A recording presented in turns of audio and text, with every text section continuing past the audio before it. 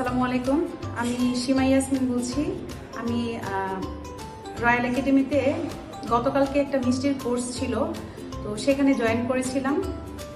এর আগে আমি বাসায় অবশ্য ট্রাই করেছি কয়েকবার, কিন্তু আমার মন মতো আর কি হয় নাই মিষ্টিগুলো। তো সেজন্য আমি ভাবলাম যে রয়্যাল একাডেমিতে এসে দেখি একটু শেফরা কীভাবে করাচ্ছে।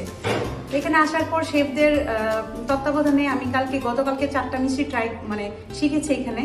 তো যখন শিখছিলাম তখন ভাবছিলাম যে আসলে পারবো কি না। আমি পুরোপুরি আসলে নিজের উপরে ওরকম কনফিডেন্স আমার ছিল না।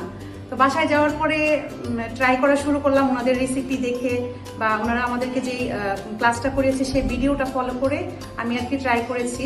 আলহামদুলিল্লাহ, আমি আগে যেভাবে মিষ্টিটা তৈরি করতাম তার চেয়ে বেটার একটা রেজাল্ট আর কি পেয়েছি।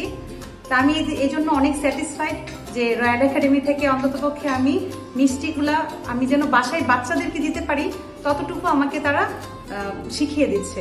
ধন্যবাদ রয়্যাল একাডেমিকে।